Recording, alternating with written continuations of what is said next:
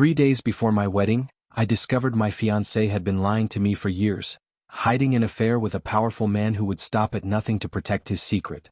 What happened next nearly destroyed my career, my future, and everything I thought I knew about love. Eloise shattered my heart. I know I should have handled things with more insight and sophistication, but deep down I'm still just a farm boy, no matter how many years have passed. My name is Walter Stillman and I'm on track to become a tax attorney. Yeah, I know, thrilling, right? Fresh out of law school and working toward my Master of Laws in Taxation, I landed my first and only job at a mid-sized Manhattan law firm, stuck in the bankruptcy department. It wasn't exactly the firm's shining jewel, more like its most overlooked and least desirable practice area. My living situation wasn't any more glamorous. Everyone knows rent in New York City is outrageous, and back then, scoring an apartment in Manhattan as a junior employee was out of the question. Even the so-called outer areas weren't much better, with prices still sky-high. After what felt like an endless search, I finally found a room in an apartment at the farthest end of a Brooklyn subway line, sharing the space with two other equally broke souls. The neighborhood was run down and the commute to the office took an eternity. But hey, I had a job and a roof over my head. That was about all I could say for my early days in the great city of the East. But then, almost as soon as I started work, my luck took an unexpected turn. The head of the bankruptcy department was Eric Erickson, a sharp-witted, gray-haired veteran in his early 60s. He was one of the top names in New York's bankruptcy law scene, the guy people turned to when things got messy or uncharted. He had no patience for incompetence or ignorance, but for those willing to learn, he was an incredible teacher. Even now, years later, I'm grateful for him. Mr. Erickson, as the city folk would say, did everything for me. He wasn't just my boss. He became my mentor, my guide, and, in many ways, my first real friend in the profession. He taught me skills that would serve me for years to come. And without realizing it at the time, I had found my place in life. And then, by pure chance, I had found happiness, or at least I was on my way. But first I had to mend my heart. The bankruptcy department at Portman and Rosen was hardly a thriving operation. In those prosperous times, bankruptcy law was the firm's least popular practice, which meant it was mostly just Mr. Erickson and me. When things got busy, two part-time lawyers were available to help, though they did so begrudgingly. I had chosen a field of law that in many ways felt like something out of Alice in Wonderland, a world where left was right, right was wrong, and nothing seemed to follow the rules of common sense. I sometimes joked that bankruptcy law had been written by Lewis Carroll himself, a tangled jurisdiction where logic bent in impossible ways. The only other person from my graduating class at Northwestern University School of Law who had ventured as far east as I had was Chuck Thompson. We hadn't been particularly close during school, but once we found ourselves in the same cold, indifferent metropolis, our shared Midwestern roots pulled us together. Chuck had landed a grueling job at the Manhattan District Attorney's office, more a sentence than a career at that stage, and had recently married Carol, a New York native. It was only natural that, sooner or later, I'd receive an invitation to dinner at their Manhattan apartment. What I didn't expect was her. When I arrived, I was caught completely off guard by the presence of a tall, striking woman, Eloise Schaefer. From the moment I saw her, I knew she was unlike anyone I had ever met. New York elegant, that was the only way to describe her. She carried herself with the kind of casual confidence that suggested her beauty wasn't something to be admired but something to be expected. It was as if the perfection of her form was simply a fact of nature, rather than the product of careful effort and refinement. How I ended up as her dinner partner that evening was beyond me. Eloise Schaefer, with her raven black hair and piercing green eyes, was entirely out of my league. No one in their right mind would have imagined that a woman like her would have any interest in an unremarkable farm boy turned junior law associate. And yet, Carol Thompson, perhaps in some moment of matchmaking inspiration, seemed to think otherwise. That evening turned out to be something magical. Eloise wasn't just beautiful, she was charismatic, outgoing, and effortlessly charming. She had a way of making conversation feel easy, as if we had known each other for years instead of mere hours. She was captivating. And then, to my astonishment, she asked me to take her home. Her Brooklyn apartment was only a short ride away, but in those moments, I felt like I was stepping into a world I had never dared to imagine for myself. I expected we would hail a taxi, but Eloise had other ideas. She insisted we take the subway. The late-night ride from Chelsea, Manhattan, to Boerum Hill, Brooklyn, was long and there was a fair bit of walking involved, but she stayed close to me the entire way. She used that time to learn more about me, asking thoughtful questions, listening intently, and sharing little glimpses of her own life in return. By the time we reached her apartment, I felt as if I had stepped into something rare, something unexpected yet utterly exhilarating. At her door she kissed me. A lingering, passionate first kiss that left my head spinning. Then with a second, gentler one she bid me good night. I practically floated back to my cramped, dingy apartment at the far end of Flatbush Avenue, unable to believe my luck. But 5 weeks and 4 incredible dates later, I found myself plunged into despair. The night before, Eloise had told me she wouldn't be able to see me over the weekend. When I pressed for a reason, she hesitated before finally admitting, after much reluctance, that she had prior plans, with someone else. It took considerable effort, but I managed to extract a name, Rodrigo Ruiz. Hearing it sent a jolt through me. Who was this man? Rodrigo Ruiz, as it turned out, wasn't just anyone. His full name was Rodney Kaufman Ruiz. His father was the heir to the Kaufman department store fortune, and his mother was of Puerto Rican Jewish descent. A wealthy, well-connected man with a background that, by all appearances, made him someone I couldn't possibly compete with. I brought my misery to Mr. Erickson, who listened with his usual blend of amusement and wisdom. "Walter," he said, shaking his head, "my deepest hope is that you never lose your Midwestern innocence." I furrowed my brow. "I'm not sure I understand." With a patient sigh he explained, "Rodney Kaufman Ruiz? His presence in this equation isn't a reason to give up, it's motivation to step up. You've had 4 dates with a 29-year-old single woman. At this stage that means something. Either be serious or get lost." His words hit me harder than I expected. And surprisingly, after that conversation I felt better. Encouraged even. So on my next date with Eloise I was determined to make it count. I pressed the issue and to my relief, Eloise responded warmly. "If we're going to move forward," she said, "I need to know that you're serious about this." She wasn't the type to play games and I respected that. If I wanted a future with her, I had to show her that I was all in. Eloise had grown up in Westchester, in the affluent suburbs north of the city. From what I understood, her family was well-connected and Rodney Kaufman Ruiz, the other man, had deep ties in politics. That was likely part of the reason they had once been involved. But none of that mattered anymore. Eloise had chosen me. Our engagement came together quickly, almost effortlessly. We planned a grand wedding, the kind people would remember, and it all felt like a whirlwind. I had no family left to invite. My parents had passed years earlier, leaving just my sister, Nancy. She lived on the West Coast now, near Portland, with her longtime friend. She had cut off contact with me the day she told me she was a lesbian. Maybe I hadn't reacted with enough enthusiasm, maybe she sensed some hesitation in my voice. Whatever it was, a wall had formed between us, one that neither of us could seem to break down. I invited her to the wedding, but she refused. I tried not to dwell on it.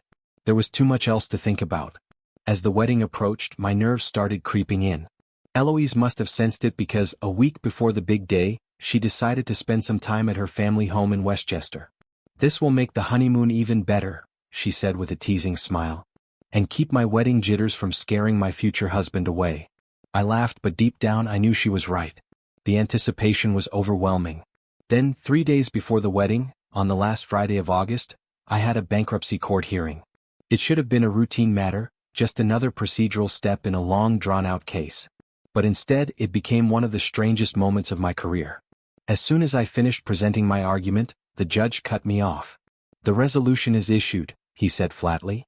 "My secretary will fax it to the parties." And just like that, the phone call ended. I blinked in confusion. What just happened? I asked Amanda, one of the other attorneys on the case. She laughed. "Judge Marks got tickets to the Saratoga races from my firm yesterday. He needs to be north of Albany by 1 o'clock. He's not taking any more calls today." It was almost funny, if it weren't so absurd. But that was how things worked sometimes. The resolution had been decided, though I already knew it wouldn't satisfy everyone involved. With my unexpected free time, I decided to do something I hadn't planned. I tried calling Eloise, but her phone went straight to voicemail. So, on impulse, I made a fateful decision. I called her parents' house in Westchester, hoping to speak to someone, anyone, or at least leave a message. Looking back, I think it was one of those random, fateful moments that changed everything. No one from the Schaefer family was home. Their longtime maid, Rosita, had taken the day off to attend a dress fitting for what she planned to wear to the wedding, our wedding. Instead, a young woman I didn't recognize answered the phone. "Is Eloise there?" I asked. "I'm sorry," she replied. "She's not available." Something in me hesitated. Maybe it was instinct. Maybe it was self-doubt creeping in at the worst possible moment. Either way, I found myself asking, how about Rodrigo Ruiz? There was silence on the other end of the line. No, sorry, she finally answered. A cold feeling settled in my chest. Try Rodney Kaufman, I said, my voice betraying none of the panic I was beginning to feel. There was another pause. Then casually, as if it were the most normal thing in the world, she said, yes, Mr. and Mrs. Rodney Kaufman are staying with us in the honeymoon suite. My breath caught. Can you connect me? Even as the phone rang, I told myself there had to be another explanation. Rodney Kaufman wasn't an uncommon name. Maybe, just maybe, this was all a terrible misunderstanding. Then a man answered. For a second I nearly hung up. But I had come this far. I need to speak to Eloise Schaefer. There was a muffled sound, then his voice, steady, familiar. Eloise, it's for you. A moment later she came on the line. Hello, she said, her voice light and unbothered as if nothing at all was amiss. Everything in me froze. At that moment I realized something else. The judge from my earlier case was probably sitting comfortably at the Saratoga races, oblivious to the fact that his schedule had set me on a course that would alter my life forever. We need to talk, Eloise said, her tone suddenly serious. Have you been there all week? I asked. That evening, I stood in the living room of her Brooklyn apartment, watching as she avoided my gaze. The confidence, the charm, the effortless poise that had drawn me in, were all gone. We just said goodbye, she murmured. So it didn't really end before, did it? I said, my voice strained. Walter, stop it, she snapped, finally looking up at me. You know I love you. I exhaled sharply. How do I know that? I'll never see him again. We broke up, she insisted. Why? She hesitated, then sighed. Because I was with him for 7 years, Walter. Almost from the moment I moved to this city. 7 years. I tried to process what she was saying, but my thoughts were a tangled mess. Then why end it now? I asked, desperate for some kind of logic. Eloise smiled, actually smiled, though there was no joy in it. Because I was at a singles bar on a Friday night, and I met you. A wave of exhaustion hit me. My mind flashed back to the first night we met, to Carol Thompson's matchmaking efforts, to the subway ride where Eloise stayed close to me, to the moment she kissed me goodnight. And now here we were. She had chosen me, but not before spending the week leading up to our wedding with another man. Eloise crossed her arms. And what should I tell my mother about that suitcase? She asked, her voice tinged with something unreadable. My stomach dropped. Suddenly I remembered. My suitcase, packed and sitting by the door. I had planned to spend the night. But now I had to leave. Because after all, this was her apartment. I took a sip of my drink, feeling the burn all the way down. Across from me, Amanda stirred her coffee, unfazed. She didn't ask me any questions, didn't push or pry. Instead, she filled the silence with light-hearted stories about herself and the people we both knew from bankruptcy court. I held onto my drink like it was an anchor, trying to focus, but my mind kept slipping back to the previous evening. It was hazy, fragmented. I remembered walking into a small bar on Court Street. Someone I knew had been there, just for a moment, a fleeting presence I couldn't place. And then it hit me. Amanda. Amanda Sugar. What was she doing there? And more importantly, what was I doing here? I was lying in an unfamiliar bed, in a room that barely had space for the double mattress I was on. The walls were bare, the only window stretched from the middle of the wall to the ceiling, and there was no furniture besides the bed itself. And I was alone. For a brief, disorienting second, I held on to the hope that maybe this wasn't as bad as it seemed. Maybe I had just passed out here, nothing more. But then the door at the far end of the room opened. Amanda stepped out, wrapped in a robe, towel drying her damp hair. Oh, you're awake, she said, glancing at the clock. Must be almost noon. Panic shot through me. My hands flew instinctively to cover myself, only to hear her burst into laughter. It's a little late for modesty, she teased, smirking. I did see everything last night. I could feel my face burning. Not knowing what else to do, I bolted past her, barely registering the fact that she smelled like fresh shampoo. The room she had stepped out of must have been the bathroom. I ducked inside, shut the door, and barely made it to the toilet before emptying what little remained in my stomach. After a few miserable moments, I poked my head out from behind the door. Where's the closet? Still chuckling, Amanda pointed toward a set of bar doors at the back of the room, just beyond the desk. Right there. But you'll have to grab your own clothes. As you can see, I'm busy. She made no effort to move, which meant I had no choice but to make a run for it. Barely holding on to whatever shred of dignity I had left, I darted toward the closet, hoping to piece together exactly how I had ended up here, and what exactly had happened last night. I swung open the closet doors, relieved to find my clothes hanging there. As I grabbed my black suit jacket, I muttered, "Without sugar." Sonia, Amanda's younger sister, as I would soon learn, giggled and leaned over to whisper something to her. Then suddenly both of them burst into laughter. "I think he got his sugar last night," Sonia teased, barely able to contain her amusement. Amanda rolled her eyes, but I barely had the energy to react. My head was pounding. Seeing my state, Amanda handed me a cup of coffee, strong enough to peel paint off a wall. I took it gratefully, setting the cup down in front of me. Just as I was about to take my first sip, a phone rang. Except, it wasn't mine. Sonia reached into the oversized leather bag at her feet and pulled out her own phone. "Oh, hi," she answered casually, then suddenly lowered her voice into a whisper. "Hester." She turned to Amanda. "Of course I remember now. I'm with..." And then, without hesitation, she blurted it out. "Walter Stillman. And I'm pretty sure they slept together last night." Amanda let out a horrified shriek. "Sonia," she hissed.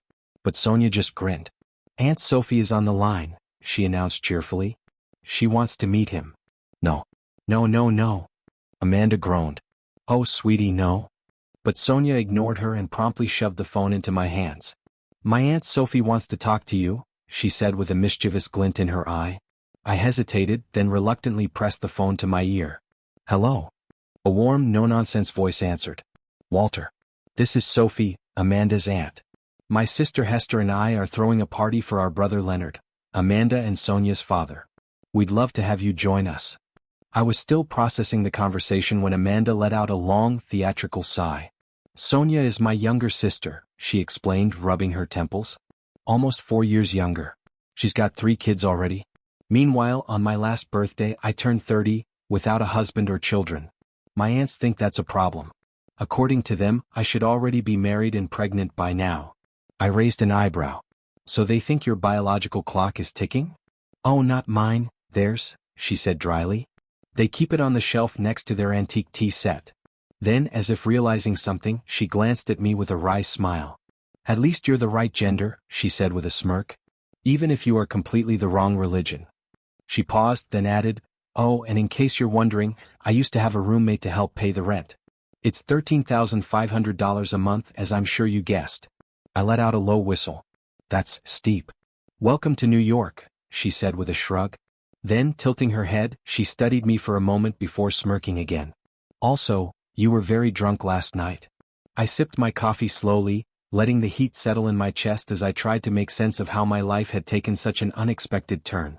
Just yesterday morning, I had been on the phone, aggressively pursuing a case against none other than the woman now sitting across from me in a robe, Amanda, affectionately known as Sugar. Yesterday morning, I had been excited about my upcoming wedding to Eloise. And now I had lost Eloise entirely and was sitting here, discussing last night's sex with Amanda. It was too much. "This is insane," I muttered, shaking my head. Amanda raised an eyebrow. "What part?" I exhaled, trying to collect my thoughts. "I need more than just sex. I need someone I can actually relate to. And more than that, I need someone I can respect as a person." Amanda smirked, tilting her head as she studied me. "And how do I fit into that definition?" "You tell me." She grinned, completely unfazed. "Well, for starters, you're a very respectful partner in bed." I nearly choked on my coffee. "That's not exactly what I meant," I said. Unbothered, she continued. "It's obvious your fiancé put a lot of effort into improving your skills." I had no answer to that. Not really. I resented the implication, but the truth was, Eloise had spent a great deal of time coaching me in that department. And Amanda, of all people, had apparently noticed. Before I could respond, Amanda's phone rang. She answered with a sigh, listening for a moment before rolling her eyes. "Mandy, don't forget to bring Walter with you," Sonia's voice rang through the speaker. "We all want to meet him, everyone does." Then another voice, Hester, Amanda's aunt. "I don't know what Sonia told you, but he's not my boyfriend," Amanda clarified, rubbing her temples. "Well, bring him anyway," Hester insisted. "He knows he's invited. If he wants to come, he'll come." Amanda sighed, clearly exasperated. "Fine," she muttered and hung up. She looked at me, shaking her head. "As far as I understand, they're waiting for you." I set my coffee down, staring at her. This was not how I expected to start my day. I grinned. Why not? What else should I do? Amanda leaned against the counter, arms crossed. You don't have to go, she said, watching me carefully. I shrugged. And do what instead? She hesitated for a moment before saying, You really think people didn't know about Commissioner Ruiz and Eloise Schaefer? They were together for a long time. I felt something tighten in my chest. I thought they broke up, I said, my voice flat. Amanda didn't laugh, but the crooked smile on her lips said everything. I swallowed hard. Eloise had been with Ruiz the entire time we were together. But why? I asked, my mind still trying to piece it together. If she wanted to stay his mistress, why involve me in any of this? Amanda sighed. Because he's running for governor next year, she said plainly. Your marriage to Eloise seemed to end the affair. And you? You were a very convenient catch. I exhaled sharply. So what? I was just a political cover-up? Exactly, she said. And now that you're not part of the plan, you're making waves. Big ones. Ruiz is a powerful man, Walter. If you rock his boat, yours will sink. I frowned. Are you saying I'll lose my job? She leaned in slightly. I'm saying you'll lose your career, she warned. Nobody in this city will hire you. Not after this. I paused, but only for a moment. Amanda, I said, shaking my head, I may just be an unsophisticated guy from Iowa, but when Eloise accepted my proposal, she made a commitment to me. She didn't keep hers, so why the hell should I be forced to keep mine? Amanda let out a deep sigh, rubbing her temples. You're a stubborn corn farmer, you know that? A short while later we pulled up to her family's house. It was a large lot, bigger than most single-family homes in New York, but not quite grand enough to be called a mansion. Unlike Amanda's apartment, which sat across from a small park in a quiet neighborhood, her aunts and uncles lived on a busy avenue, surrounded by the constant motion of city life. I had no idea what to expect as I stepped out of the car. But one thing was for sure, this day wasn't going to get any less complicated.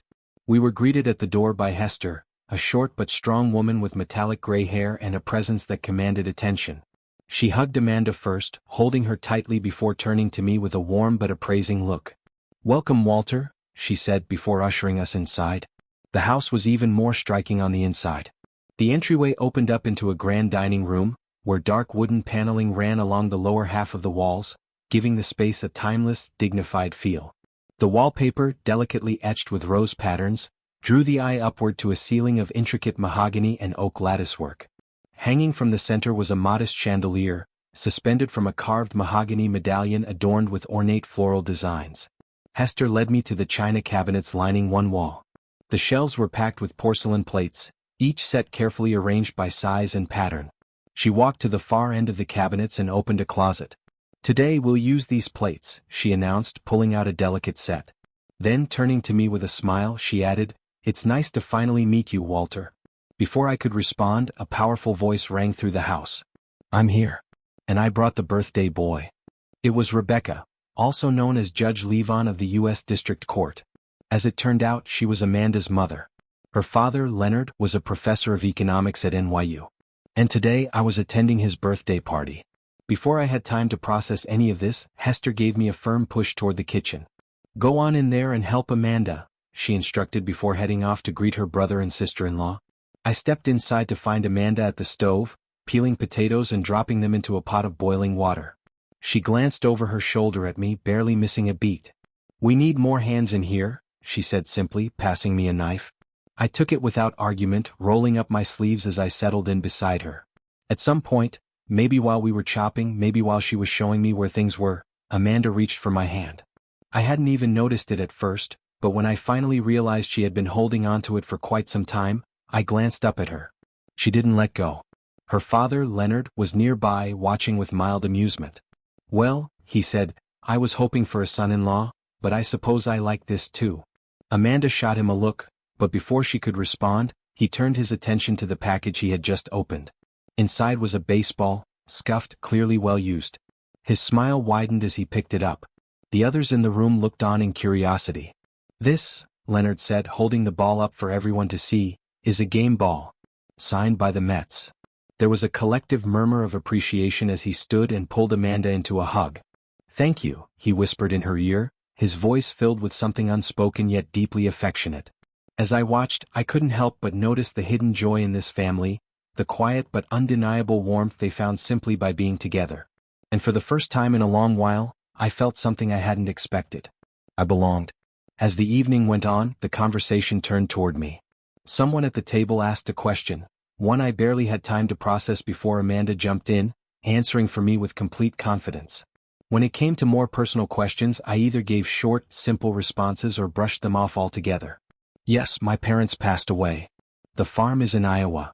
I only have one sister. I deliberately ignored any follow-ups about my sister. Partly because I didn't know how to answer them, partly because I wasn't sure I wanted to. But over coffee and birthday cake, everything came out. Judge Levon had been watching me closely the whole night, and as the pieces of my story fell into place, his once calm expression shifted. Around the table, I could see realization dawning. Amanda's parents had been aware of the situation, but the rest of the dinner guests had not. A tense silence settled over the group. Then Amanda spoke up, her voice steady and unwavering. "I've known Walter for some time," she said. "I admired him from afar. And when I found him that evening, lost and alone, I saw my chance to finally get to know him better." She turned to her mother. "Yes, Mom, he was hurt by a truly evil woman." Then she looked back at me, her expression softening. "And yes, I love him. He's too good not to be in love with him." As she spoke, she walked around the table and wrapped her arms around me. At that moment, I wasn't sure what stunned me more, her words or the fact that she had said them so boldly in front of everyone. Meanwhile, outside the warmth of that dining room, a different kind of storm had been brewing. It seemed that Eloise, who in her opinion had lost far more than I had not taken my disappearance lightly. Rodrigo Ruiz, better known as Rodney Kaufman, had pulled every string available to him. The police had been searching for me. It had taken them an entire day to interview every bartender on Court Street, tracing my steps from the moment I entered the Shadow Lady bar. Eventually they found out that I had left with a short brunette, Amanda. From there they expanded their search. Since Amanda and I had taken a taxi just after midnight to her apartment in Cobble Hill, the police had decided to track down every taxi driver working in the area that night. By late Sunday they had enough information to act. Which is why, early that morning, I had woken up with officers at Amanda's door. And now, as I sat in Judge Levon's home, a voice interrupted my thoughts. "Walter, please try to understand," Eloise said, stepping forward, her tone measured and careful. I looked at her, stunned. I hadn't even noticed her arrive. "When you didn't come home, I became worried," she continued. "I thought something had happened to you. That's why you had me arrested?" I asked sharply. A new voice cut in, deep, authoritative. "You were not under arrest," the man said. "You were placed under protective guard until a psychiatric evaluation could be considered." I turned to face him. A tall, undeniably handsome man stood beside Eloise. He had entered quietly, but now he moved toward her with the kind of presence that commanded attention. Even from a distance I could see he was more than 20 years older than me. And despite his obvious effort to appear composed, no amount of charm or tailored suits could fully conceal the reality of his age. Rodrigo Ruiz. Eloise's former lover. The man who had orchestrated all of this. And just like that, the game had changed. Rodney Ruiz stood before me, calm and composed, his expression betraying nothing. But I could feel it, he had an agenda and he was used to getting his way. "For everyone's sake," he said smoothly, "it would be best if you stuck to the plan." I met his gaze, unflinching. "Sorry, but I refuse to marry this traitor." At my words, Eloise let out a small, wounded cry. "But Rod?" He simply smiled, like a man who had already calculated every possible outcome. Language, he said in a patronizing tone. "Let's maintain some composure. Would you rather I call her something worse?" I shot back. "Because that's exactly what she is." For the first time I saw something flicker in his eyes, just for a second. He may have been smiling, but my words had landed.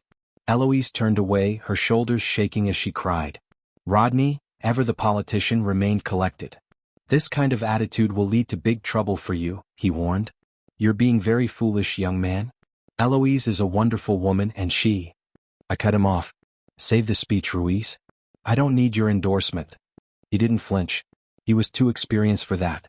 And something told me that he had other plans in motion. Then calmly he said, "Name your price for marriage.